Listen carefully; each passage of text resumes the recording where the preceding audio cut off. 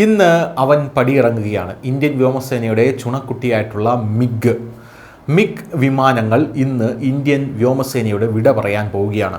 ഈ വിമാനങ്ങൾ പറക്കുന്ന ശവപ്പെട്ടി എന്നൊക്കെയാണ് അറിയപ്പെടുന്നത്. ഏറ്റവും അധികം ഇന്ത്യയെ സംരക്ഷിച്ചിട്ടുള്ളതും എന്നാൽ ഏറ്റവും അധികം പട്ടാളക്കാർ വളരെ അപകടത്തിൽപ്പെട്ടിട്ടുള്ള ഒരു വിമാനവുമാണ് ഈ മിഗ് വിമാനങ്ങൾ എന്ന് പറയുന്നത്.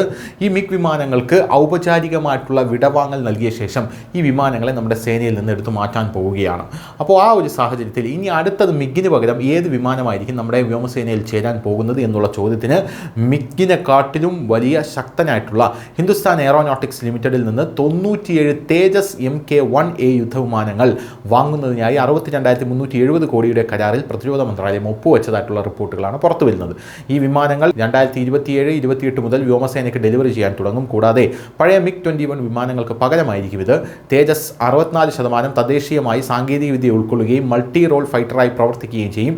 ഈ കരാർ ഇന്ത്യൻ വ്യോമസേനയുടെ ശക്തിയും ഇന്ത്യയുടെ പ്രതിരോധ ഉൽപ്പാദന ശേഷിയും വർദ്ധിപ്പിക്കുമെന്നാണ് നിലവിൽ കണക്കുകൂട്ടപ്പെടുന്നത്.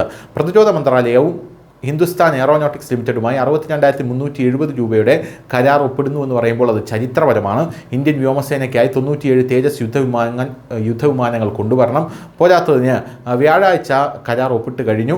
97 തേജസ് MK-1A വിമാനങ്ങൾ അനുബന്ധ ഉപകരണങ്ങൾക്കൊപ്പം വാങ്ങുമെന്നാണ് പ്രതിരോധ മന്ത്രാലയം ഈ കരാറിൽ പ്രധാനമായിട്ടും പറയുന്നത്. നരേന്ദ്രമോദിയുടെ അധ്യക്ഷതയിൽ ചേർന്ന സ്വകാര്യ ക്യാബിനറ്റ് സുരക്ഷാ യോഗത്തിൽ ആ ഒരു കമ്മിറ്റിയിൽ ഒരു മാസം മുമ്പ് തന്നെ ഈ നിർദ്ദേശം അംഗീകരിച്ചു എന്നതും ശ്രദ്ധേയമാണ്. News desk news India Malayalam.